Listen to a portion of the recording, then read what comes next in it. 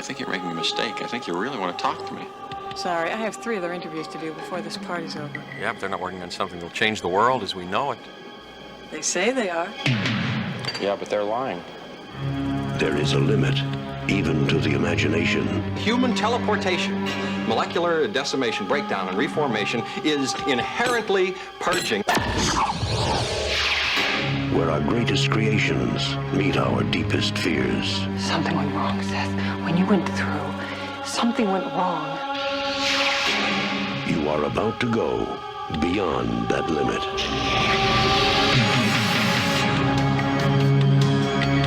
Those weird hairs that were growing out of your back, I had them analyzed. But they were definitely not human. If you saw how scared and angry and desperate he is. I'm sure Typhoid Mary was a very nice person, too, when you saw her socially. No! You're afraid to be destroyed and recreated, aren't you? You're changing, Seth. Everything about you is changing. Oh no. What's happening to me? Am I dying? I want to know what's going on. What does the disease want?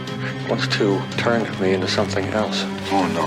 A fly got into the transmitter pod with me that first time when I was alone. Don't go back to it. It could be contagious.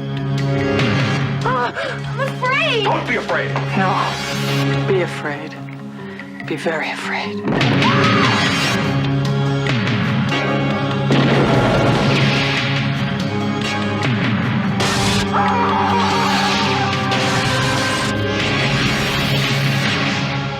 Help me. Please, help me.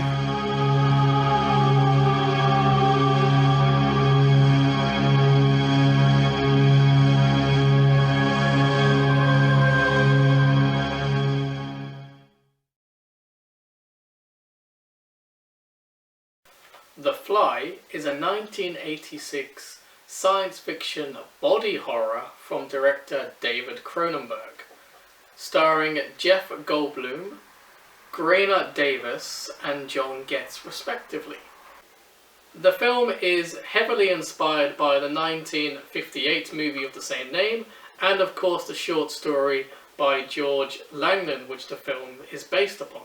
Jeff Goldblum is our lead character and he plays Seth Brundle, a brilliant, egotistic young scientist who invents a teleportation device. The film opens then with Seth at a press event trying to get publicity for his new invention he's working on, a teleportation device.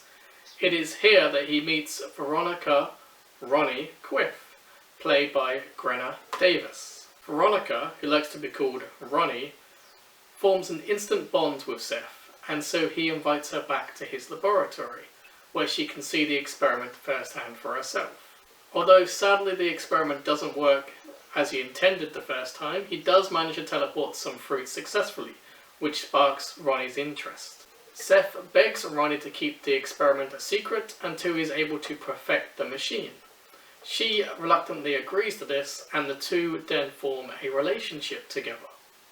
It is during their relationship that Seth becomes more inspired and manages to reprogram his device to successfully teleport a chimpanzee from one pod to another pod.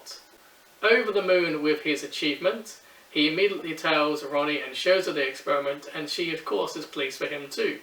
However, she then gets a phone call from her ex-boyfriend, who also happens to be her publicist, with a threatening message.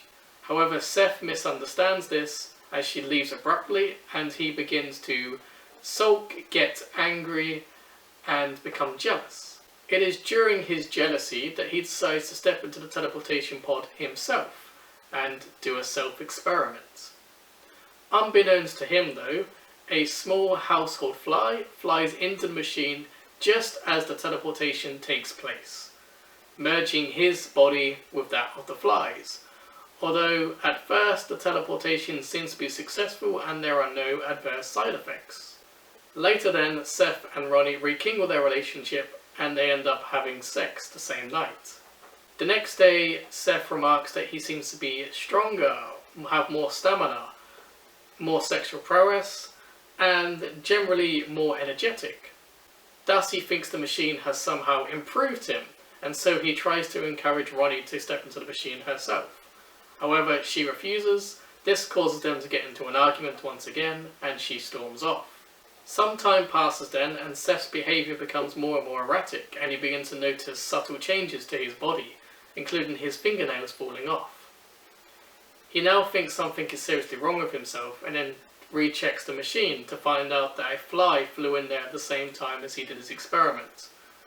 Distraught, he then tries to think of a way to remove the fly from his body. At the same time, Ronnie discovers that she is now pregnant with Seth's child. Seth, upon learning this, decides even more that he is going to remove the fly from his body. However, his experiment fails, and instead he becomes more mutated and twisted. Veronica at this point now has nightmares that she is going to give birth to an inhuman creature, and so confides to her ex-lover and publisher, played by John Getz. So her ex then, Stannis, encourages her to have an abortion, which she agrees to. However, Seth soon learns upon this and decides to abduct and kidnap Veronica until she is able to give birth to their child. Stannis then acquires a shotgun and tries to rescue Veronica. Upon now discovering Seth for himself, he sees that he's become a horrible mutated creature. He attacks Seth, however is seriously wounded in the encounter and ends up with his hands acided off. Veronica tries to appeal to Seth, who is now almost entirely more fly and creature-like than he is human. However, there is a remnant of his human side still inside of him, which he manages to appeal to. He then begs her to mercy kill him. She, distraught, agrees and finally kills him in a fit of mercy. The acting is really good throughout, especially Jeff Blumberg's character. He does a fantastic job of showing empathy, egotistic maniac, and also kind of sorrow, regret, and tragedy as he transforms into this horrific creature. Greta Davis is a great supporting actress as well. You can feel her emotions as she kind of goes between love and compassion for this character, sadness, sorrow, a little bit of anger, and heartbreak as she has to make the ultimate sacrifice in the end. Cronenberg loves his practical effects, and this film has some of the best I've ever seen. They're very visual to watch, very gory and graphic, and it makes your skin crawl just watching it on screen. I really enjoy Cronenberg's films. I love his body horror. It's very creepy, surreal. The makeup effects are always phenomenal to watch. All the effects are practical. The blood, the gore, it's all very graphic and very interesting to watch. Cronenberg loves his body horror movies, and Fly is probably one of his better body horror movies. Overall, I really think this movie is definitely worth watching. It's one of Cronenberg's best movies he's ever made. The effects are fantastic, the acting is great, the story is interesting, and so therefore I have to give it a 9 out of 10. It is truly worth your time and is quite creepy and scary in places. Thank you for watching and have a good day.